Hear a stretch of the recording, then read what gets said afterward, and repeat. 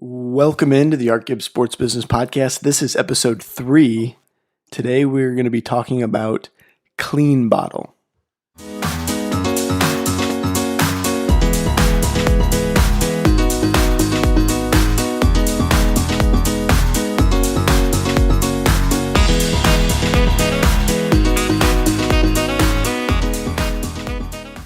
Every once in a while, the vivacious sidelines of the Tour de France are part of the story.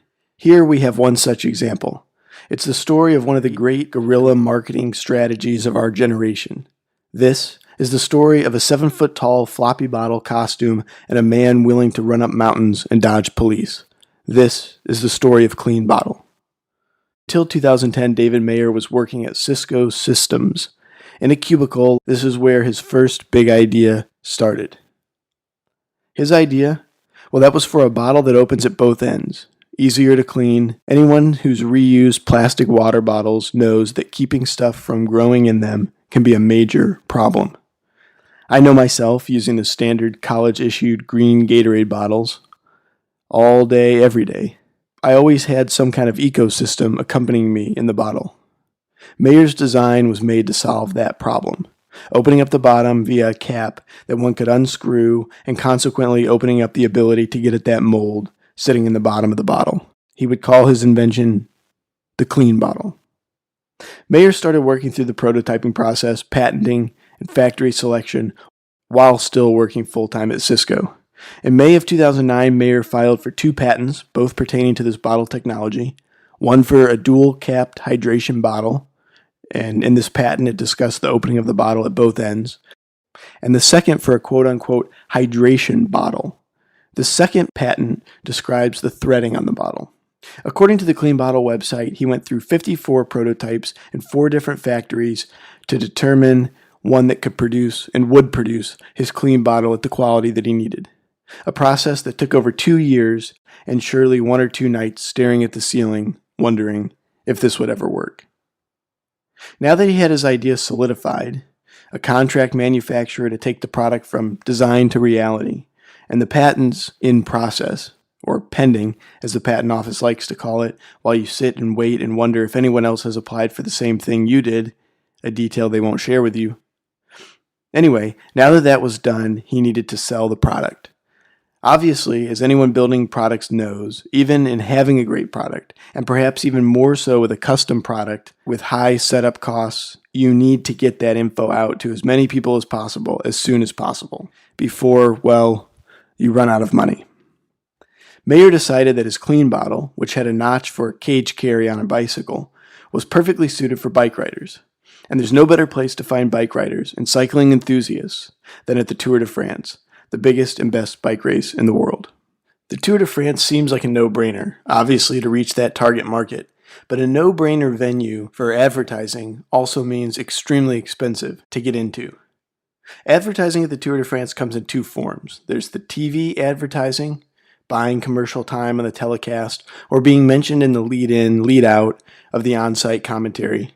And then there's the, quote, on-road activation, signage at the finishes and or along the course, and a spot in the parade before every stage. For those that don't know, there's a sizable parade that runs the course ahead of the riders. The parade probably totals about 30 minutes in length, and the vehicles in the parade represent companies that sponsor the tour with signage or in other ways. It's one of the activation methods that companies pay for is a spot in this parade. Many free items, hats, keychains, small samples of product, etc. are thrown off the parade floats to the spectators standing on the sides. Imagine a Wienermobile driving down the road, music blasting, throwing out keychains, hats, and or, hopefully not, hot dogs. But you get the idea. That's what they have running along the tour route about 30 minutes to an hour in front of the riders themselves. And it's probably 100 cars in length from various companies doing that. TV ad time can cost hundreds of thousands of dollars, and an on-road activation, by the time you pay for the sponsorship, the employees, the vehicles, the free items, the hotel rooms potentially, etc., you're looking at a similar number, if not more. That's a lot for a self-funded startup, no matter what your day job is. So Mayer found another way. One of the greatest aspects of the Tour de France is its setting. It's not in a stadium somewhere with ticket collection stations and overpriced concessions, assigned seats and long bathroom lines. It's set in the mountains and in the small towns and in the country roads throughout France, and then finally Paris, down the famed Champs-Élysées. The course and the setting are part of the event. It's rugged, the press corps, the teams, the support staff, police, supporters, all follow the route around the country. Every night after the podium presentations, they pack up, move to the next city, and do it all over again the next day after day, for 20 days and 2 rest days in a row. And the fans, they line the roads throughout the country to catch a glimpse of the riders. Some bring campers, camping out days in advance. Others show up shortly before, many making a picnic of it, and in some cases a wine and beer-aided picnic experience. The bravest spectators go to the mountains, and the bravest among them still go to the final climbs on a given stage, where the real fireworks happen, where the majority of spectators are trying to get that position on the roads. Dave Mayer chose this location to launch his guerrilla marketing plan. The final mountain climbs. Mayer decided he'd try to get on TV by running alongside the tour riders, and he would do it dressed in a manner to advertise his company. The manner, in this case, is a 7-foot tall and all, clean bottle suit. He'd pick a spot on these pivotal climbs of the tour and jump out from the crowd and run alongside the leaders. Now, I'll interject here a little bit about what's involved in, quote, running alongside the tour. I've been to the Tour de France a few times, so I'm speaking here from experience. As I mentioned before, the setting of the tour is, well, part of the tour. It's rugged, sometimes unpredictable, and always beautiful. But running alongside the leaders, it's a bit like saying you're going to jump on a rail car. It's a heck of a lot quicker and a heck of a lot closer when you're there than when you're watching on TV. And to get a prime spot to run from, you better be ready to hike. Usually on the final climb of the tour stage, the bottom of the climb is barriered off, i.e. if you're hiking out of the town in the valley, you're going to have to hike a pretty good amount. And the top of the climb, or close to the finish, is also barriered off, i.e. if you took a ski lift or something like that to the finishing ski resort town. So you've got to get in the middle of those barriers, and the only way is to hike, or bike if you've got them. This hike will usually range from 3K to 5K, and sometimes more to get a good position. That's over 3 miles for you stateside types. And many times it's up a pretty consistent gradient of 7 to 9%. Yowza. This is hard enough in the mid-July heat without a 7-foot tall bottle costume, I would imagine. I've done it shirtless with picnic supplies, and that was hard enough. I can only imagine going up with a 7-foot tall floppy bottle costume. Anyway, this is all to get into position. Step 2 is the running. The riders in the tour come by in a, quote, estimated time. The start time is known, but after 100 kilometers of hills and flats, the time that they'll arrive to the final climb can only be estimated. There's usually no cell service, so you're sitting on the side of the mountain listening to French radio, trying to figure out where the heck everybody is. These estimations can be give or take 30 minutes or so. The first sign of riders approaching is usually a lone motorcycle cop or two. They'll run through the course, and then a minute or two later, you'll hear the faint sound of helicopters. These are the TV choppers, and there is usually more than one. You can hear them off in the distance, and then slowly rising up the valley.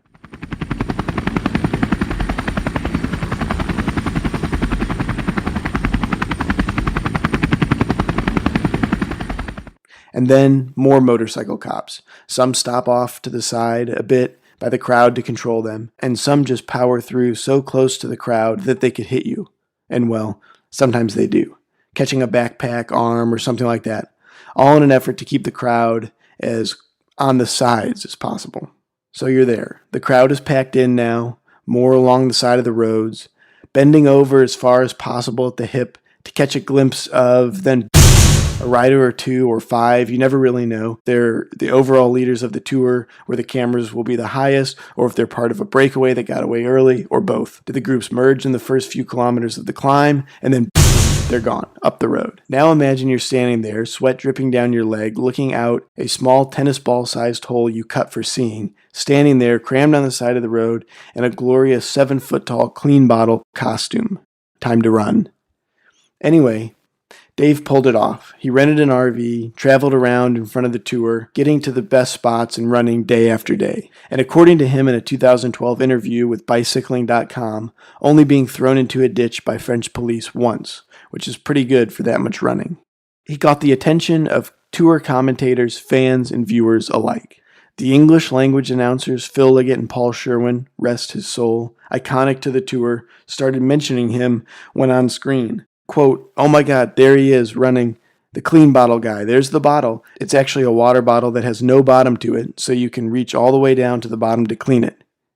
You can't buy advertising that good, even with 6 figures out of pocket." Market blogs started chirping, and the Phoenix News-Times even published a Tour de France drinking game, which featured Clean Bottle, in which each time you saw the clean bottle guy, you, quote, went and cleaned all your vessels.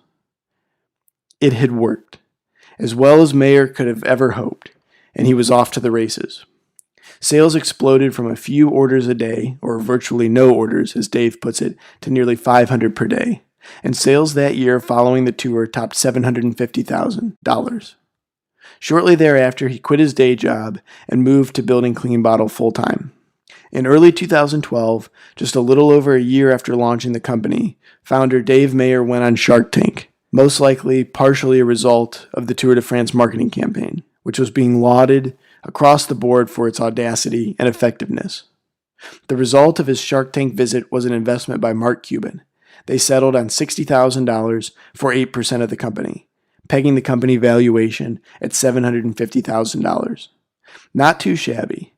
And from there, with that notoriety seed, a national distributor was secured, and by 2018, when it was announced that Clean Bottle was looking for an acquirer, it had its Clean Bottle products in over 6 countries and 5,000 locations nationally, including REI and Dick's, to name a few. In October of 2018, it was reported that Clean Design, the company that owned and produced both Clean Bottle and the subsequent Square bottles, had hired Bell Lap Advisors, an outdoor and active lifestyles company's mergers and acquisitions advisor out of Bend, Oregon, as their advisor, and were seeking an acquirer.